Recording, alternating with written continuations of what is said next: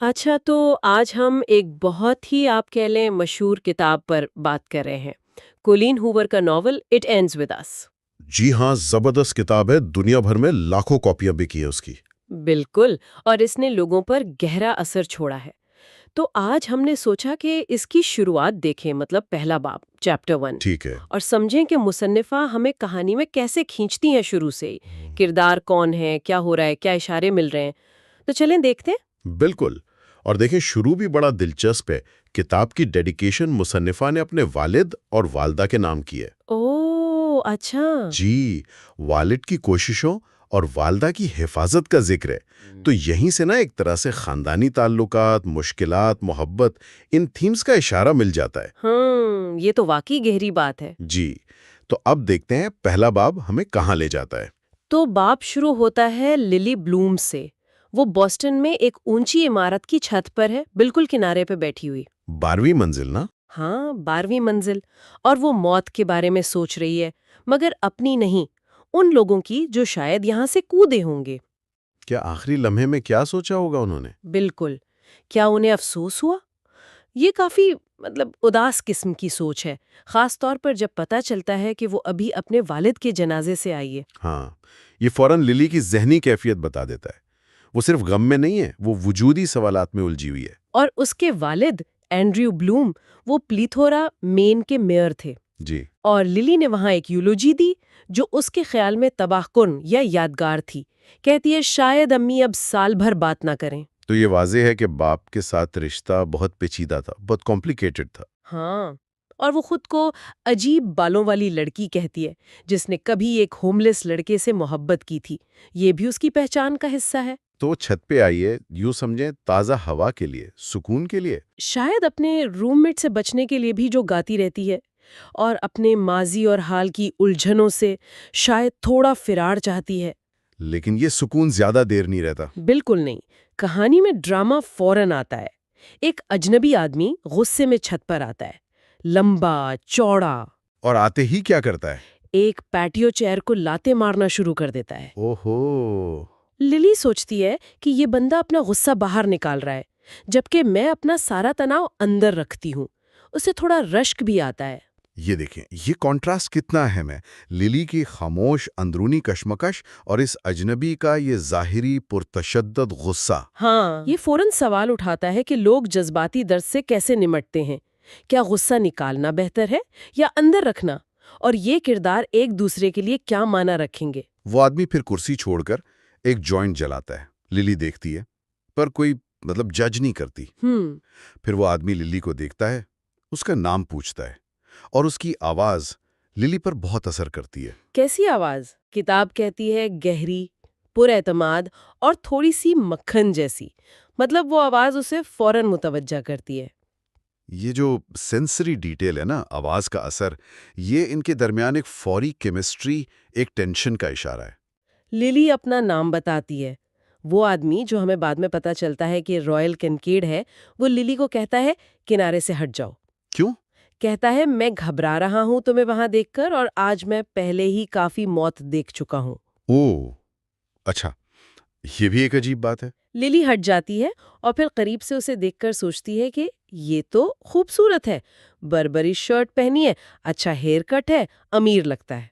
देखें, रॉयल का ये रद्द अमल, लिली के लिए परेशानी, चाहे वो हकीकी हो या उसके अपने दिन का अक्स, और दूसरी तरफ लिली का फौरन उसकी ज़ाहिरी हालत, इमारत के निशानात नोट करना, हाँ। ये सब उनके ताल्लुकात के मुस्तकबिल की तरफ इशारा करते हैं।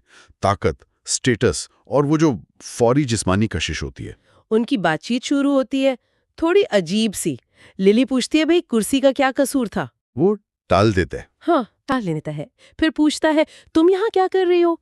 लिली बताती है मैंने गूगल अर्थ से ये छत ढूंढी, मुझे तन्हाई चाहिए थी। रॉयल उसे इकोनॉमिकल कहता है। हाँ, ये गूगल अर्थ वाली बात लिली के किरदार को थोड़ा क्वर्की बनाती है ना। बिल्कुल।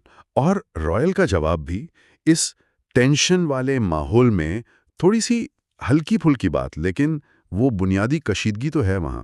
लिली कहती है मुझे खामोशी चाहिए, मगर रॉयल खामोशी तोड़ देता है। क्या कहकर? एक फोटोग्राफर की कहानी सुनाता है जो इसी छत से गिरा था, और रॉयल सोच रहा था कि क्या मरने से पहले वो आखिरी तस्वीर ले पाया। उफ़ो, कैसी मॉर्बिड बात है। हाँ, लिली को भी अजीब लगती है, पर दिलचस्प भी। रॉयल कहता है, मैं ऐसी बातें आमतौर पर लोगों से नहीं करता। ये जो मॉर्बिड क्यूरियोसिटी पे मबनी गुफ्तगू है ना, ये इनके बीच एक गैर मामूली सा ताल्लुक बनाती है। ये आम स्मॉल टॉक नहीं है। बिल्कुल नहीं। ये मौत, जिंदगी की हकीकतें, इन चीजों को छू रही है। शायद ये दोनों ही कुछ गहरा तलाश कर रहे हैं। या कम से कम उस रात वो नॉर्मल से हटकर बात करने को तैयार है। फिर वो एक दूसरे के बारे में थोड़ा जानते हैं। लिली मेंस से है, कॉलेज के बाद बोस्टन आई है। और रायल बोस्टन को क्या कहता है? पुरगेटरी। हाँ, मतलब एक तरह का एराफ। ये बहुत से नए आने वालों के लिए रिलेटेबल होगा। वो खुद 2 महीने से यहाँ है। न्यूरोसर्जन की रेजिडेंसी कर रहा है। बहुत मुश्किल काम। न्यूरोसर्जन, ये उसके किरदार को और गहरा कर देता है। मतलब बहुत दबाव वाला पेशा है। बिल्कुल। ये उसके गुस्से, उसकी शख्सियत की शिद्दत शायद इसकी वजाहत में मदद देगा। लिली पूछती है, क्या डॉक्टरों को वीट पीनी चाहिए? और रायल का जवाब? कहता है, अगर ना पिएं तो शायद ज्यादा डॉक्टर छतों से छलांग लगा दें। ये उसके पेशे का दबाव और इसका कोपिंग मैकेनिज्म दिखाता है। क्या ये सिर्फ जवाज है या हकीकत? फिर लिली उसे बोस्टन का एक राज बताती है, एक छत पे बने घर का। रायल मुतासर होता है। तब लिली उसका नाम पूछती है। रायल किनकेड। जी। ये जो राजों का तबादला है ना, ये उनके दरमियान कुर्बत को तेजी से बढ़ा रहा है। वो अजनबी हैं, लेकिन भरोसा करने लगे हैं। लिली अपना पूरा नाम बताती है, लिली ब्लॉसम ब्लूम। वाह, कैसा शायराना नाम है। हाँ, वो बताती है कि वालदैन के आखिरी नाम ब्लूम और ब्लॉसम की वजह से ये नाम फेट लगा और उसे फूलों बागबानी से मोहब्बत है। वो फ्लोरिस्ट बनना चाहती है। हाँ, लेकिन डरती है कि बिजनेस डिग्री के बाद लोग इसे संजीदगी से नहीं लेंगे। रॉयल कहता है, अपना बिजनेस शुरू करना कोई डाउनग्रेडिंग नहीं। लिली का नाम लिली ब्लॉसम ब्लूम उसकी शख्सियत जैसा लगता है। खूबसूरत, नाजुक, पर शायद इस नाम का बोझ भी है। उसका ख्वाब, उसका डर, ये तजाद दिखाते हैं। बिल्कुल। रॉयल का हौसला देना भी गैर मुतवक्का है। हाँ, उसकी शख्सियत का एक मुस्बत पहलू। लेकिन फिर रॉयल उसके नाम की कहानी सुनकर उसके वालिदैन को एसहोल्स कह देता है। ओह, एकदम से? हाँ, लिली फौरन बताती है कि उसके वालिद की इसी हफ्ते मौत हुई है। रॉयल हैरान होता है, फिर पूछता है, क्या तुम लोग करीब थे? ये रॉयल का जो बेबाक अंदाज है ना, बगैर फिल्टर के बोलना, ये लिली को मौका देता है वो सच बोलने का, जो शायद वो किसी और से ना कहे। और वो बोलती है एक बहुत ही ताकतवर जुमला। कौन सा? बेटी के तौर पर मैं उनसे प्यार करती थी, लेकिन एक इंसान के तौर पर मैं उनसे नफरत करती थी। वाह, ये जुमला तो इस बाब की बल्कि शायद पूरी कहानी की क्लीद है ना? ये लिली का अंदरूनी तजाद, बाप से पेचीदा रिश्ता, मोहब्बत और नफरत का एक साथ होना, सब कुछ इसे एक जुमले में। रॉयल उसकी ईमानदारी की तारीफ करता है। और यही ईमानदारी उनके इस अजीब खेल का दरवाजा खोलती है। बिल्कुल। रॉयल नेकेड ट्रूथ्स का खेल तजवीज करता है, बरहन्ना सच्चाइयाँ। मकसद क्या है इसका? ऐसी बातें शेयर करना जिन पर फख्र ना हो, जो शर्मिंदा करें, जो उन्हें स्क्रूड अप महसूस करवाएं। ये खेल तो बहुत रिस्की है। मतलब ये फौरी गहरी कुर्बत तो बना सकता है, लेकिन बहुत तकलीफदेह सच भी सामने ला सकता है। हाँ, ये आम स्मॉल टॉक तो बिल्कुल नहीं है। और ये कि वो दोनों इसमें हिस्सा लेने पर राजी हो जाते हैं, ये उनकी शख्सियत के बारे में बहुत कुछ बताता है। लिली की पहली सच्चाई वो दिल दहला देने वाली है क्या है वो? कि उसका बाप उसकी माँ पर तशद्दुद करता था, अब्यूजिव था। वो इस साइकिल को बयान करती है, मारपीट, फिर माफी तलाफी, फूल लाना, अच्छा बर्ताव। ओ खुदाया! और वो मानती है कि बचपन में वो उन लड़ाइयों के बाद आने वाले अच्छे हफ्तों का इंतजार करती थी, जिस पर अब उसे शदीद जुर्म का एहसास होता है। ये बहुत ही ज़ाती और तकलीफदेह बात है। ये घरेलू तशद्दुद के शिकार ख़ानदानों की नफ्सियात दिखाता है, ख़ास तौर पर बच्चे के नुक्ता नज़र से। मोहब्बत और खौफ का मिक्सचर। उसका जुर्म का एहसास वो साइकिल के देरपा असरात दिखाता है। और रायल का जवाब उस पर? वो बहुत दिलचस्प है। वो कहता है, बुरे लोग नहीं होते, हम सब सिर्फ लोग हैं जो कभी-कभी बुरे काम करते हैं। ये बड़ा फिलोसोफियाना बयान है। क्या ये वाकई उसका अकीदा है, या लिली को तसल्ली देने का तरीका, या शायद अपने या दूसरों के बुरे कामों को जवाब देने का? ये सवाल जहन में रहता है, खास तौर पर जब हम इसकी अपनी सच्चाई सुनते हैं। अब रॉयल की बारी है। उसकी सच्चाई भी उतनी ही परेशान कुन है। उसने आज रात अस्पताल में एक 5 साला बच्चे को मरते देखा। ओ नहीं, कैसे? उसके छोटे भाई ने गलती से वालिदैन की बंदूक से गोली मार दी थी। उफ। रॉयल कहता है उसे वालिदैन के लिए जरा भी अफसोस नहीं हुआ। वो चाहता था वो अपनी लापरवाही की सजा भुगतें और उसे गुस्सा था कि जिंदा बच जाने वाले भाई की जिंदगी भी तबाह हो गई। ये सच्चाई, ये उसके पहले फिलोसफियाना बयान से बिल्कुल उलट लगती है। बुरे लोग नहीं होते। है ना? यहाँ तो शदीद गुस्सा है, जजमेंट है, सजा की ख्वाहिश है। ये इसके काम का जज्बाती बोझ दिखाता है, लेकिन शायद उसके अंदर की तारीकी भी। लिली के सच्चाई में हमदर्दी थी, जुर्म का एहसास था। रॉयल की सच्चाई में गुस्सा और बेहिस्सी है। लिली ये सुनकर हिल जाती है, कहती है ये कुछ ज्यादा सच हो गया। दिस में be a little too much truth for me. वाकई ये खेल गहरा और खतरनाक होता जा रहा है। हाँ, ये नेकेड ट्रूथ सुने करीब ला रही हैं, लेकिन उनकी शख्सियत के सबसे खुरदरे, तकलीफदेह पहलू भी सामने आ रहे हैं। लिली की दूसरी सच्चाई, इसकी एंटी-यूलोजी। वो क्या थी? जनाजे में बाप की तारीफ में 5 अच्छी बातें कहने के बजाय वो 2 मिनट तक खामोश खड़ी रही। क्यों? क्योंकि उसे एक भी अच्छी बात याद नहीं आई। वाह, ये खामोशी तो अल्फाज से ज्यादा ताकतवर है। है ना? ये लिली की बगावत है, उसकी ईमानदारी, उसके बाप के खिलाफ जज्बात की शिद्दत, चाहे वो खुद उसे टैकी यानी बदतमीजी समझती हो। और रायल से क्या कहता है? हीरो कहता है तुमने एक तरह से अपने मुर्दा बाप को रोस्ट किया। लिली कहती है ये बदतमीजी थी। रायल कहता है नेकेड ट्रूथ हर्ट्स। रायल का उसे हीरो कहना दिलचस्प है। क्या वो उसूल तोड़ने की तारीफ कर रहा है? क्या उसे लिली की ये बगावत पसंद आई है? शायद उनमें कोई मुश्तरका तारीकी है। या गैर रवायतीपन हो सकता है। अब रायल की दूसरी सच्चाई। हाँ, जब लिली पूछती है कि उसके दिमाग में ताज़ा तरीन नेकेड ट्रूथ क्या है, वो कहता है I want to fuck you. एकदम। हाँ, कहता है तुम खूबसूरत हो और अगर तुम वन नाइट स्टैंड्स में होती तो मैं ऐसा करता। लिली हैरान रह जाती है। ये तो धमाका खेज लम्हा है।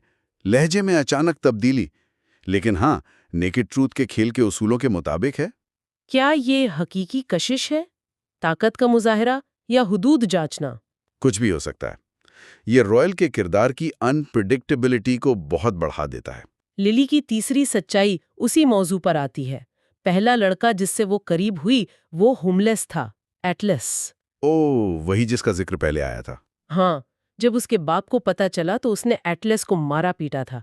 ये उसकी शनाख्त से जुड़ता है और बाप के तशद्दुद के सदमे को फिर सामने लाता है। एटलस का नाम यहाँ पहली बार तफसील से आया। लगता है ये लिली के माजी का बहुत अहम और शायद तकलीफदेह हिस्सा है। अब रॉयल की तीसरी सच्चाई, ये उसके मुस्तकबिल के बारे में है। क्या कहता है वो? उसे शादी या बच्चों में कोई दिलचस्पी नहीं, वो सिर्फ सक्सेस चाहता है, बेहतरीन न्यूरोसर्जन बनना।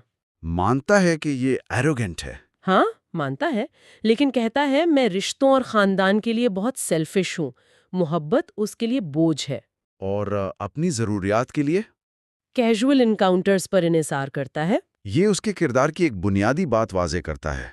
शदीद एम्बिशन और कमिटमेंट से गरेज। बिल्कुल, ये लिली के मोहब्बत के आइडियलिज्म के बिल्कुल उलट है, वो जो होली ग्रेल की तलाश में है। ये तजाद, ये उनके दरमियान बुनियादी कश्मकश है, जो शायद आगे कहानी में बढ़ेगी।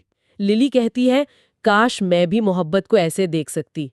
रॉयल उसे फिर वन नाइट स्टैंड्स आजमाने का मशवरा देता है। जमीन आसमान का फर्क है उनके नजरियात में। बिल्कुल, एक तरफ कामयाबी, आज़ादी, दूसरी तरफ मोहब्बत, ताल्लुक की ख्वाहिश। इस जज्बाती और जहनी कुर्बत के बाद फिजिकल एस्केलेशन भी तेजी से होती है। लिली अपने फादर के फ्यूनरल के बाद घर पर है, छुट्टी ली हुई है। हाँ, और वो अपने पुराने सामान के डिब्बे खोल रही है। मतलब सिर्फ सामान नहीं, एक तरह से अपना माजी खोल रही है। और तभी उसे वो अपनी एलन डायरीज मिलती हैं। वो डायरीज जो वो एलन डीजेनरेस को लिखती थी बचपन में। सही। और इसी टाइम पे उसकी रूममेट लूसी आती है। थोड़ी मतलब इनसेंसिटिव सी लगती है। हाँ, वो लकी बिच वाला कमेंट लिली को बुरा लगता है, लेकिन कहीं ना कहीं वो खुद भी सोचती है कि शायद फादर की मौत उसके लिए एक लक थी। बिल्कुल, ये शुरू से ही उनके कॉम्प्लिकेटेड रिश्ते की तरफ इशारा है। फिर उसकी अम्मी का फोन आता है। अच्छा, और अम्मी उसकी खामोशी को ऐसे बता रही हैं जैसे वो घबरा गई थी फ्यूनरल में। जबकि असल वजह ये थी कि लिली के पास अपने फादर के लिए कुछ अच्छा कहने को था ही नहीं, लेकिन वो मान लेती है, अम्मी को दुखी नहीं करना चाहती। और फिर वो डायरीज पर वापस आती है, पहली एंट्री पढ़ती है। हाँ, जो उसने 15 साल की उम्र में लिखी थी। उसमें वो एलन को इस शो के लिए आइडिया देती है और फिर जिक्र करती है उस लड़के का, एटलिस का, एटलिस कॉरेगन, जो पीछे वाले खाली घर में रह रहा था। उसने वहां रोशनी देखी थी। और फिर उसे स्कूल बस में देखा। वो परेशान है कि वो वहां क्यों रह रहा है। दूसरी एंट्री में पता चलता है कि उसका नाम एटलिस है, वो सीनियर है। और वो स्मेल वाली बात, हाँ, एक लड़की केटी कहती है कि एटलिस से स्मेल आती है। लिली फौरन समझ जाती है उसके पास शायद नहाने का इंतजाम नहीं। और उसके गार्डन से मूलियां भी गायब हो रही हैं। तो वो समझ जाती है कि एटलिस भूखा है। फिर वो उसके लिए खाना रखती है, सैंडविच, सोडा, चिप्स। और वो देखती है कि खाना फौरन गायब हो जाता है। उसे एहसास होता है एटलिस उसे देख रहा था। तीसरी एंट्री, एटलिस बस स्टॉप पर शुक्रिया अदा करता है। उसकी आवाज़ लिली पर काफ़ी असर करती है। और वापसी पर वो उसके साथ बैठता है, बताता है कि पेरेंट्स उसे घर पर नहीं रखना चाहते। और लिली इतनी हिम्मत करके उसे अपने घर शावर ऑफर करती है जब तक उसके पेरेंट्स नहीं आते। बहुत नर्वस भी है। शावर के बाद एटलिस बिल्कुल अलग लगता है, साफ सुथरा, कम उम्र। लिली उसे कपड़े और खाना देती है। और वो उससे नाम पूछता है, मुस्कुराता है। लिली उसकी स्माइल से काफ़ी इम्प्रेस होती है। एटलिस जाते हुए कहता है कि लिली डिस्पैरेजिंग नहीं थी। ये लफ्ज़ अहम है ना। बहुत अहम। ये दिखाता है कि लोग उसके साथ कैसे बिहेव करते थे। लिली सोचती है, इतना अच्छा लड़का बेघर कैसे। और इसी फ्लैशबैक के बीच प्रेजेंट में उसकी अम्मी का फोन आता है। वो बॉस्टन शिफ्ट होने का सोच रही हैं। और लिली ये सुनकर परेशान हो जाती है। उसे लगता है उसकी आज़ादी ख़त्म हो जाएगी। वो स्ट्रेस में सफाई शुरू कर देती है। अच्छा, अब आते हैं चैप्टर 3 पर। 6 महीने गुजर गए हैं। हाँ, लिली अपनी अम्मी को वो बिल्डिंग दिखाती है जो उसने अपनी फ्लावर शॉप के लिए खरीदी है। सारी इनहेरिटेंस लगा दी उसने। अम्मी का रिएक्शन वही, अगर कामयाब हुई तो बहादुर, फेल हुई तो बेवकूफ़ी। Typical parental pressure. और तभी एंट्री होती है अलिसा की। अलिसा बहुत ही वाइब्रेंट कैरेक्टर लगती है, वेल ड्रेस्ड। वो एक पुराना हेल्प वांटेड साइन देखकर आती है। लिली कहती है अभी हायरिंग नहीं कर रही, लेकिन अलिसा कहती है उसे फूलों से प्यार है, वो फ्री में मदद करेगी। और फिर लिली उसे $10 पर आवर पर रख लेती है। एलिसा फौरन काम शुरू कर देती है। वो खुद को पिंटरेस्ट हॉर कहती है, अपसाइक्लिंग के आइडियाज देती है। और फिर लिली अपना विजन बताती है दुकान के लिए, बहादुर और जुर्रतमंदाना। हाँ, ये बहुत इंटरेस्टिंग है। वो ट्रेडिशनल फ्लावर शॉप नहीं चाहती, वो फूलों का विलन वाला पहलू दिखाना चाहती है। डार्क कलर्स, पर्पल, ब्लैक, जिंदगी के साथ मौत, बाहर के साथ सर्दी, एजी डिस्प्लेज जैसे लेदर या चेन्स में लिपटे फूल, ब्लैक ऑनिक्स या वेलवेट बाजस, वो उन लोगों को अट्रैक्ट करना चाहती हैं जो फूलों से नफरत करते हैं। एलिसा कहती है ट्विस्टेड, ब्रिलियंट। ये विजन असल में लिली की अपनी पर्सनालिटी का रिफ्लेक्शन लगता है ना। वो कॉम्प्लेक्स चीजों को एक्सेप्ट करना चाहती है। बिल्कुल। और फिर काम के दौरान वो एक्सीडेंट, लिली चेयर से गिरती है। हाँ, एंकल में काफी चोट आती है। अलीसा मदद के लिए फोन करती है। उसका हस्बैंड, मार्शल और भाई आते हैं। और भाई है राइल किनकेड, वही रूफटॉप वाला न्यूरोसर्जन। दोनों वंजी पहने हुए हैं, स्पंज बॉब वाली। हाँ, वो पास के बार में फ्री बियर पी रहे थे। सीन थोड़ा फनी हो जाता है। लिली फौरन राइल को पहचान लेती है और पता चलता है अलीसा राइल की बहन है।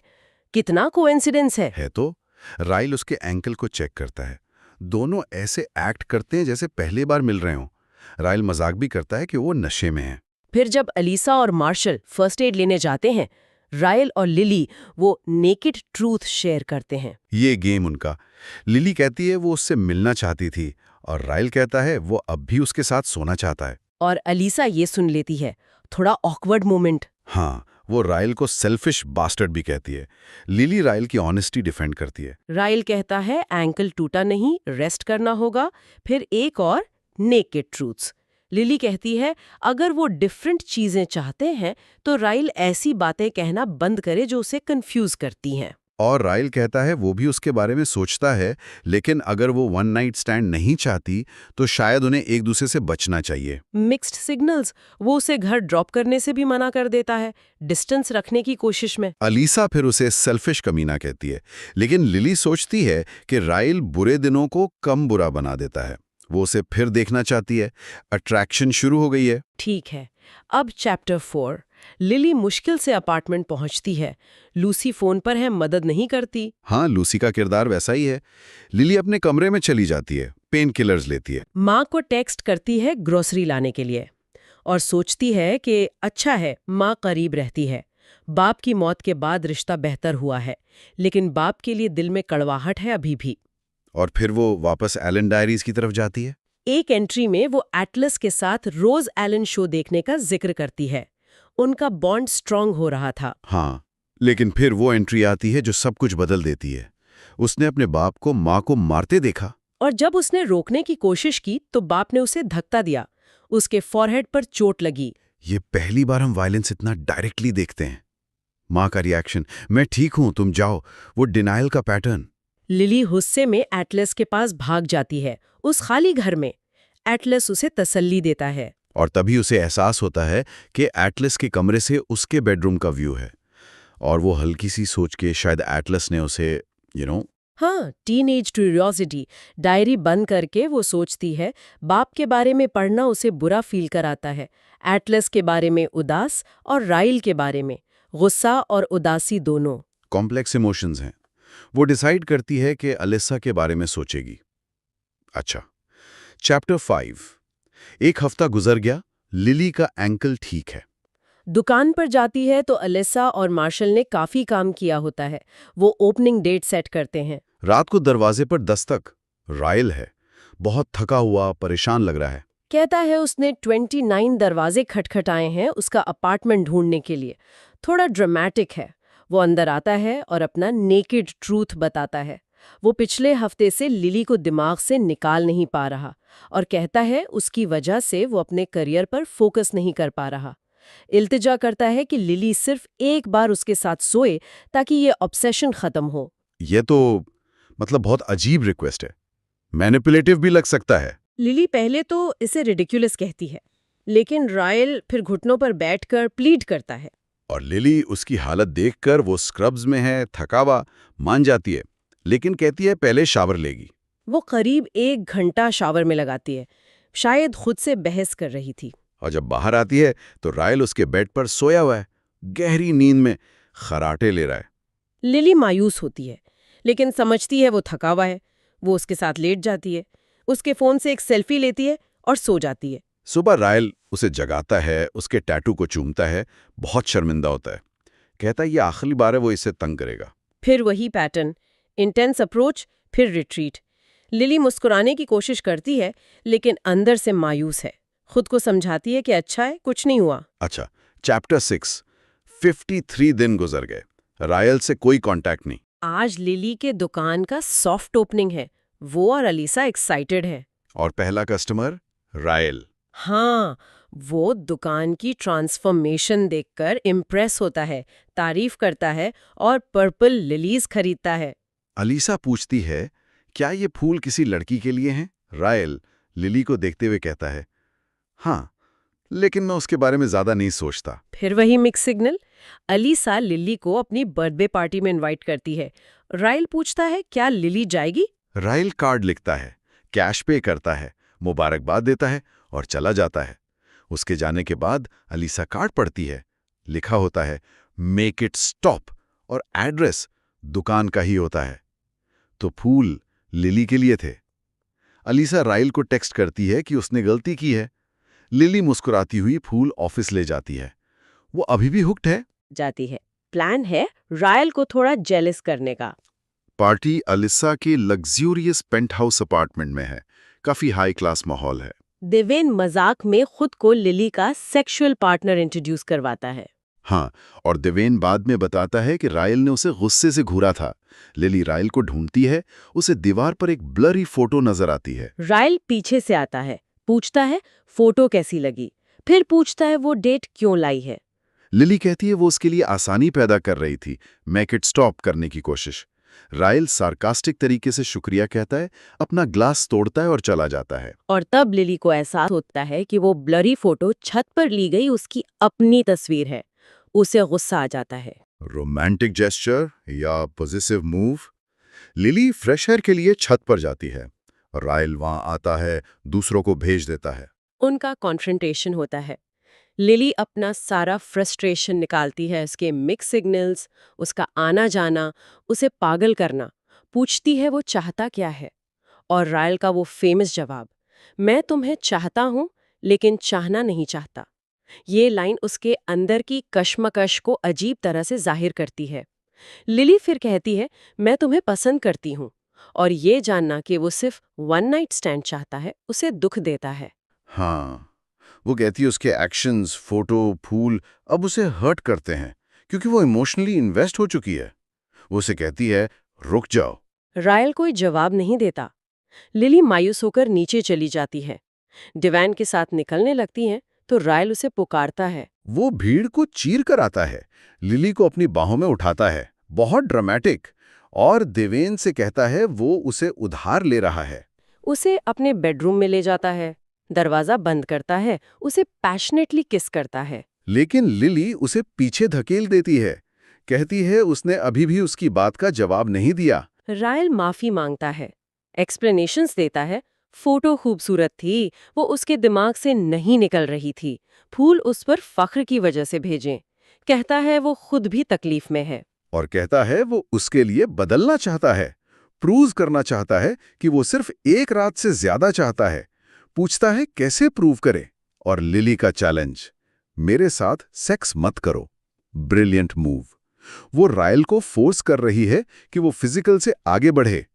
रायल पहले हैरान होता है, फिर समझ जाता है, मान जाता है। वो लाइट्स बंद करते हैं, रायल शर्ट उतारता है, लिली सिर्फ ब्रा और पैंटी में बेड में लेटकर सिर्फ हाथ पकड़कर सो जाते हैं। क्या ये रायल के लिए टर्निंग पॉइंट है? देखना पड़ेगा। चैप्टर 8। अगली सुबह लिली रायल के अपार्टमेंट में है। एलिसा से मिलती है किचन में। उनके बीच रायल के पास्ट को लेकर थोड़ी टेंशन है। एलिसा कहती है रायल का ट्रैक रिकॉर्ड अच्छा नहीं है, ये एक वार्निंग साइन है लिली के लिए। हाँ, फिर राइल आता है। बहन भाई में थोड़ा तनाव है। राइल कहता है उसे उम्मीद थी उसकी बहन उस पर ज्यादा भरोसा करेगी। लिली रायल के कमरे में जाती है। रायल उसे फिर किस करता है, कहता है उसे सर्जरी की तैयारी करनी है, कुछ दिन नहीं मिल पाएगा लेकिन ओपनिंग से पहले जरूर मिलेगा। वापस घर आकर लूसी बताती है उसकी एंगेजमेंट हो गई है, वो मूव कर रही है। लिली को अकेले अपार्टमेंट मिलने पर खुशी होती है, लेकिन राइल का टेक्स्ट नहीं आता। और वो फिर से एलिन डायरीज निकाल लेती है। इस बार एटलस के साथ गार्डन में काम करने वाली एंट्री है। एटलस का वो कंपैरिजन प्लांट्स और इंसानों के बीच, दोनों को सही किस्म की मोहब्बत चाहिए। हाँ, और अगर निग्लेक्ट किया जाए तो क्या होता है? लिली उसे ओक ट्री की मिसाल देकर हिम्मत देती है। एटलस कहता है, हम एक जैसे हैं। उनका वो मजाक में एक दूसरे पर खाद फेंकना एक बहुत नेचुरल इनोसेंट कनेक्शन फील होता है, रायल के साथ वाली इंटेंसिटी से बिल्कुल अलग। लेकिन फिर अगली एंट्री, वो सबसे खौफनाक वाकया, बाप का माँ को गराज में कार पर गला घोटना। लिली ने रोका, बाप ने उसे फेंका, माथे पर चोट, इस बार 9 टांके लगे, और माँ ने फिर झूठ बुलवाया कि वो बर्फ पर फिसल गई थी। यहाँ लिली को पूरा एहसास हो जाता है कि उसकी माँ कभी उसके बाप को नहीं छोड़ेगी। बहुत ही हार्ट ब्रेकिंग रियलाइजेशन है ये। अगले दिन बस में एटलस के हाथ ठंडे होते हैं। लिली रोती है क्योंकि वो पिछले दिन के शौक में उसे कंबल देना भूल गई थी। एटलस उसके माथे पर चोट देखता है। लिली झूठ बोलती है कि गिर गई थी, लेकिन एटलस अपने बाजू पर जलने के निशान दिखाकर कहता है, मैं भी बहुत गिरता था लिली। Unspoken understanding. दोनों जानते हैं एक दूसरे के हालात। ये उनके बॉन्ड को और गहरा कर देता है। दोनों सर्वाइवर हैं। आखिरी एंट्री इस सेक्शन की। लिली रात को एटलस को कंबल देने जाती है। उसके रहने की जगह देखती है, खाली ठंडा घर, छत में सुराख। वो डर जाती है। वो इंसिस्ट करती है कि वो रात उसके कमरे के फर्श पर सोए। एटलस मान जाता है। फिर वो अपनी पूरी स्टोरी सुनाता है। बाप नहीं था। सौतेले बाप ने 18 का होने पर घर से निकाल दिया। दोस्त मूव कर गए तो बेघर हो गया। माँ ने वापस नहीं रखा, शेल्टर्स के मसाइल, जॉब नहीं मिली। मई में मरीन्स ज्वाइन करने का प्लान है। लिली को सिस्टम पर, उसके पेरेंट्स पर, सब पर गुस्सा आता है और वो डिसाइड करती है कि बड़ी होकर लोगों की मदद करेगी। ये उसकी फ्यूचर की डायरेक्शन सेट करता है। ओके, अब चैप्टर 9। डायरी पढ़कर लिली रो रही है। फोन देखती है तो राइल के 4 मिस्ड टेक्स्ट हैं। वो रिप्लाई करती है तो राइल कहता है फौरन आ रहा है। वो पहुंचता है, बहुत थका हुआ, 18 घंटे की सर्जरी करके आया है। बेड पर लेट जाते हैं। राइल कहता है वो सेक्स के लिए बहुत थका हुआ है, लेकिन उसके साथ सोना चाहता है। लिली उसकी मसाज करती है।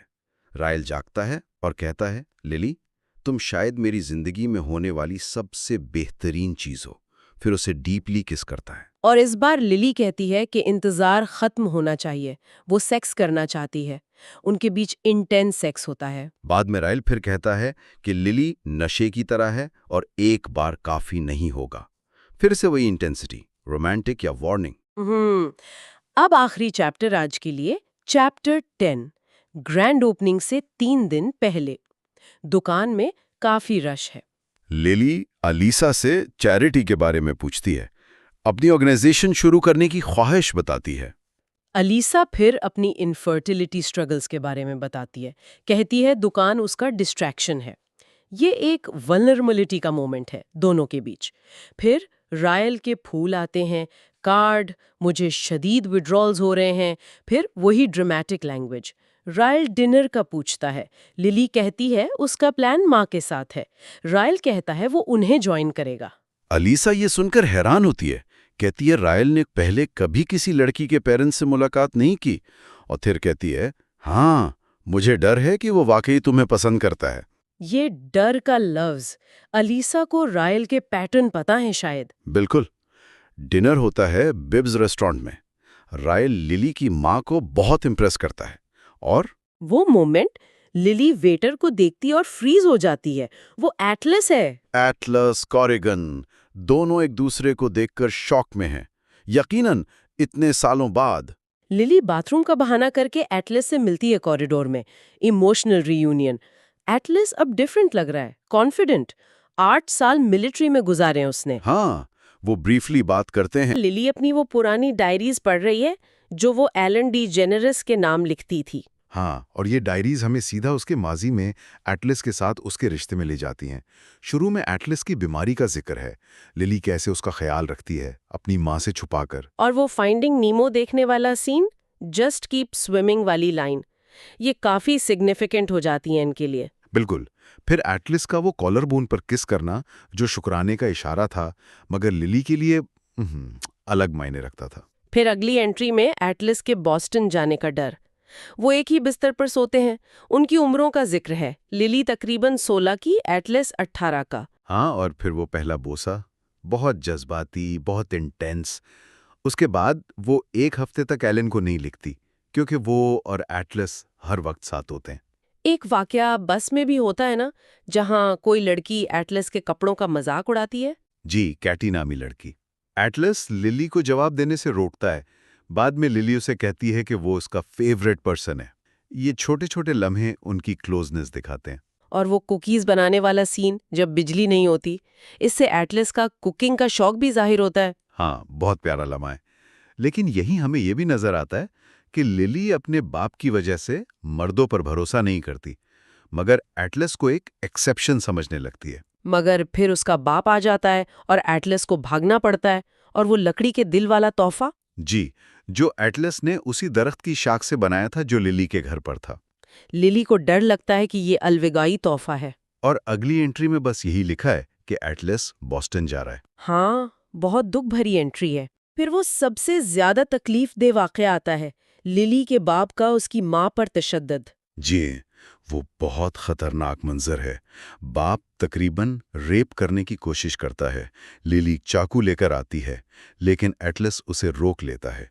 पुलिस बुलाने की बात होती है, मगर माँ मना कर देती है, अपने शौहर के करियर की फिक्र में। ये लिली के लिए तबाहकुन होगा। बिल्कुल। और फिर आखिरी एंट्री एटलस के जाने की। वो बताता है बॉस्टन कैसा है।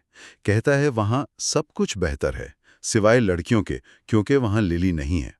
बहुत बिटर स्वीट अलविदा। लिली वादा करती है कि वो एक दिन बॉस्टन आएगी। जी। बाप के आखिर में लिली डायरी बंद कर देती है। उसे लगता है एटलस का चैप्टर क्लोज हो गया। उसे रॉयल और अपनी माँ के हौसला अफजा मैसेजेस मिलते हैं। तो ये माजी की झलक थी। अब चैप्टर 12, एक नई शुरुआत। लिली की फूलों की दुकान की ग्रैंड ओपनिंग। हाँ, लिली ब्लूम्स, ये एक फ्रेश स्टार्ट है। वो एक खास स्टीम पंक गुलदस्ता भी बनाती है। पहला दिन बहुत मसरूफ गुजरता है। एलिसा, रॉयल की बहन और अब लिली की दोस्त और मुलाजिम, बार बार कहती है तुम्हें और हेल्प चाहिए। एलिसा का किरदार यहाँ काफी अहम लगता है। बहुत ज्यादा। वो फौरन लिली का सपोर्ट सिस्टम बन जाती है। रॉयल भी आता है, देर से मगर खुश है। मार्शल, एलिसा का शौहर, भी वहां है। और फिर वो बार वाला सीन जहाँ ब्रूम्स गेम के लिए सबने वो अजीब से वनजीज पहने हुए हैं। हाँ, और वहीं एलिसा रिवील करती है कि वो प्रेग्नेंट है। सब बहुत जज्बाती हो जाते हैं, खासतौर पर रॉयल, अंकल रॉयल बनने पर। अच्छा, इसी दौरान एलिसा और मार्शल के मिलने की कहानी भी सामने आती है और उनके बड़े भाई एमरसन का जिक्र भी, जो बचपन में फौत हो गया था। जी, ये एमरसन वाला पॉइंट बाद में अहम होगा। खैर, लिली एलिसा को वो स्टीम पंक गुलदस्ता तोहफे में देती है कि लिसा कहती है वो उम्मीद करती है रॉयल लिली से शादी कर ले। और राइल पहली बार लिली को अपना बॉयफ्रेंड कहता है। जी, ये बड़ा कदम है। वो इस नई हैसियत को सेलिब्रेट करते हैं, मगर वहीं रॉयल लिली के फ्रिज पर बॉस्टन वाला मैग्नेट देख लेता है जो एटलस ने दिया था। ओह, माजी का एक छोटा सा साया। बिल्कुल। लेकिन फिलहाल वो अपने रिश्ते की शिद्दत में है। बाप का इख्तिताम काफी इंटेंस फिजिकल इंटीमेसी पर होता है। ठीक है, अब चैप्टर 13, ताल्लुकात मजीद गहरे हो रहे हैं। हाँ, इस चैप्टर में रॉयल और लिली का कनेक्शन और मजबूत होता है। रॉयल लिली की दुकान पर आता है, वो अपने रिश्ते पर खुलकर बात करते हैं। रॉयल कहता है कि वो लिली को बहुत ज्यादा पसंद करता है, उसे खोने से डरता है। ये डर, क्या ये नॉर्मल है? कह सकते हैं, ये उसकी वल्नरेबिलिटी भी दिखाता है। लेकिन रॉयल की शख्सियत में एक शिद्दत है जो आगे चलकर, खैर अभी तो ये प्यार ही लगता है। लिली उसके अज़ाइम की तारीफ करती है। और वो स्टेथोस्कोप वाला सीन, रॉयल लिली की हार्ट बीट सुनता है। जी, वो एक बहुत ही इंटीमेट लेकिन थोड़ा सा अनकन्वेंशनल लम्हा है। रॉयल की पर्सनैलिटी की कॉम्प्लेक्सिटी दिखाता है। इसी चैप्टर में रॉयल की माँ का जिक्र आता है जो लिली से मिलना चाहती है। हमें रॉयल के वालिदैन के बारे में थोड़ा पता चलता है। और एमरसन का जिक्र फिर से। हाँ, लिली पूछती है तो रॉयल फिर संजीदा हो जाता है, मौजू बदल देता है। ये अवॉइडेंस पैटर्न वाज़े है। ठीक है, तो अब तक रॉयल काफी हद तक एक अच्छा, कामयाब शख्स लग रहा है, मगर चैप्टर 14 में सब कुछ बदल जाता है। ये है वो टर्निंग पॉइंट। बिल्कुल। चैप्टर 14 कहानी का रुख मोड़ देता है। शुरू में सब परफेक्ट है। रॉयल पहली बार लिली को फोन करता है, रात के खाने का प्लान है। लिली मजाक में कहती है वो सिर्फ एप्रन पहनकर खाना बना रही है। रॉयल आता है, खुश है, 3 खुशखबरियां सुनाता है, अंकल बनने वाला है, गर्लफ्रेंड हॉट है और वो एक बड़ी ब्रेन सर्जरी करने वाला है। जी। किचन में छेड़छाड़ होती है। रॉयल शावर लेने जाता है। लिली अपनी माँ से फोन पर बात करते हुए अगले दिन बिब्स रेस्टोरेंट जाने का प्लान बनाती है जहाँ एटलस है। लिली हिचकिचाती है पर रॉयल इसरार करता है। और फिर वो कैसरोल जल जाता है। हाँ, रॉयल गर्म डिश को बगैर पोर्ट होल्डर के पकड़ता है, हाथ जलाता है, डिश गिरा देता है, शीशा टूट जाता है और लिली हंस पड़ती है। और यहीं रॉयल का रद्द-ए-अमल आता है। एकदम शदीद गुस्सा। वो लिली को जोर से धक्का देता है। वो गिरती है, सर कैबिनेट से टकराता है। शदीद चोट, शदीद सदमा। रॉयल का क्या रिएक्शन होता है इसके बाद? फौरन पशेमानी, शदीद। वो माफी मांगता है, कहता है उसने पैनिक में किया, अपने हाथ और सर्जरी की फिक्र में। लिली को फौरन अपना बाप याद आता है। लेकिन लिली भी गुस्से में उसे धक्का देती है। जी, और वो टूटे शीशे पर गिरता है। उसका हाथ कट जाता है। अब दोनों जख्मी हैं। वो एक दूसरे की मरहम पट्टी करते हैं। रॉयल बार बार कहता है वो उसके बाप जैसा नहीं है। और लिली एक हद मुकर्रर करती है। अगर ऐसा दोबारा कभी हुआ, मैं तुम्हें फौरन छोड़ दूंगी। रॉयल कसम खाता है कि ऐसा नहीं होगा। और फिर वो कहता है मैं तुमसे मोहब्बत करता हूँ, पहली बार। जी, ये टाइमिंग बहुत पेचीदा है। ये रॉयल का वो पैटर्न शुरू करता है। शदीद गुस्सा, फौरन पशमानी, फिर मोहब्बत का शदीद इजहार। ये अब्यूज का साइकिल है। लिली इस वक्त उसे वन टाइम मिस्टेक समझकर माफ कर देती है। ये वाकई एक अहम मोड़ है। अब चैप्टर 15 वो बिब्स रेस्टोरेंट जाते हैं। हाँ, चारों, Royal, Lily, Elisa, Marshall. Lily कोशिश कर रही है एटलस से बचने की। एलिसा लिली की आंख पर निशान देखती है। रॉयल झूठ बोलता है कि वो तेल पर फिसल गई थी। और फिर एटलस आ ही जाता है। जी, मीठे के वक्त पता चलता है वो शेफ और मालिक है। वो लिली की आंख और रॉयल के हाथ पर पट्टी देखता है। उसका रवैया फौरन सख्त हो जाता है। एलिसा उसे एसहोल कहती है। हाँ, क्योंकि उसे असल बात नहीं मालूम। फिर लिली बाथरूम जाती है। एटलस पीछे आता है, दरवाजा लॉक करता है। और उनके दरमियान क्या बात होती है? वो सीधा चोट के बारे में पूछता है। लिली कहती है हादसा था। एटलस यकीन नहीं करता, कहता है उसे छोड़ दो। लिली रॉयल का दिफा करती है। तब एटलस कहता है तुम बिल्कुल अपनी माँ जैसी लग रही हो। ओह, ये बहुत तकलीफदेह बात है। बहुत। जैसे ही लिली बाहर निकलती है, रॉयल वहां खड़ा है। एटलस भी निकलता है। रॉयल उलझन में है। एटलस रॉयल पर हमला कर देता है, धमकी देता है। और फिर रॉयल, वो एटलीस्ट नाम पहचान कर वो खौफनाक बात कहता है। जी, ये एटलस है, वो बेघर लड़का जिसके साथ तुमने तर्स खाकर सेक्स किया था, यानी पिटी फक्ट। बहुत ही बुरा। शदीद लड़ाई होती है। वेटर छुड़ाते हैं। एटलस रॉयल को रेस्टोरेंट से निकाल देता है। पार्किंग में क्या होता है? क्या रिश्ता खत्म? रॉयल बहुत टूटा हुआ है, कहता है उसे ये रिश्ता नहीं चाहिए। लिली भी गुस्से में कहती है छोड़ दो। लेकिन फिर वो नेकेड ट्रूथ्स शेयर करते हैं। लिली वजाहत करती है, रॉयल अपनी इनसिक्योरिटी बताता है। आखिर में वो सुलह कर लेते हैं। लिली खुद को यकीन दिलाती है कि एटलस गलत है। ये सुलह बहुत कमजोर बुनियादों पे लगती है। खैर, चैप्टर 16। अगले दिन लिली दुकान पर है। रॉयल मैसेज करता है सर्जरी कामयाब रही। फिर एलिसा बताती है कि एटलस दुकान पर आया है। एटलस? वो क्यों आया है? वो लिली से मिलने आया है, दुकान की तारीफ करता है, उसे एक तोहफा देता है जो उसने 3 साल पहले खरीदा था। तोहफा? क्या था वो? वो हम बाद में देखेंगे। पहले वो इस बात पर माफी मांगता है कि उसने लिली को माँ जैसा कहा, लेकिन रॉयल को डिफेंड करने पर नहीं।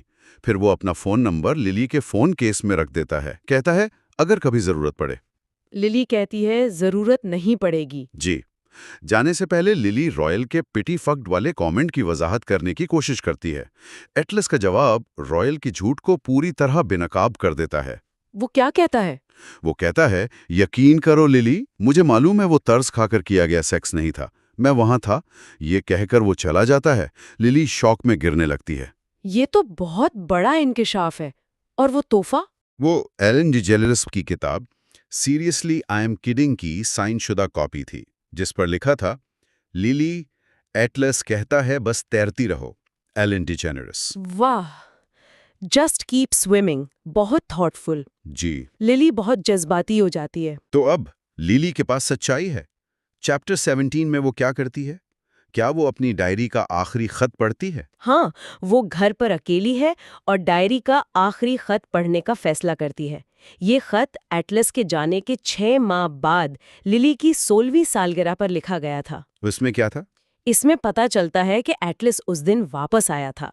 उसने बताया कि वो खुदकुशी करने उस पुराने घर गया था, लेकिन लिली को देखकर रुक गया। तुमने मेरी जान बचाई लिली। हाँ मेरे खुदा। फिर उसने बताया कि वो आर्मी ज्वाइन कर रहा है और लिली को आज़ाद कर रहा है। वादा किया कि जब वो इसके काबिल होगा तो उसे ढूंढेगा, लेकिन उसे इंतजार नहीं करना। और उस रात वो करीब आए। बहुत। एटलस ने कहा मैं तुमसे मोहब्बत करता हूँ लिली। उसे बॉस्टन वाला मैग्नेट दिया। लेकिन तभी लिली का बाप आ गया और उसने एटलस को बेसबॉल बैट से बुरी तरह मारा। वही बाप? जी। पुलिस आई, दोनों को एम्बुलेंस ले गई। बाप गिरफ्तार नहीं हुआ, उल्टा हीरो बन गया। लिली को स्कूल में ताने सुनने पड़े। खत के आखिर में वो लिखती है कि वो ठीक होने का दिखावा करेगी, बस तैरती रहूंगी। ये सब पढ़ने के बाद तो लिली माजी पर गौर करती है। वो कबूल करती है कि वो हमेशा एटलस से मोहब्बत करेगी, लेकिन अब उनकी जिंदगियां अलग हैं। वो रायल के साथ है।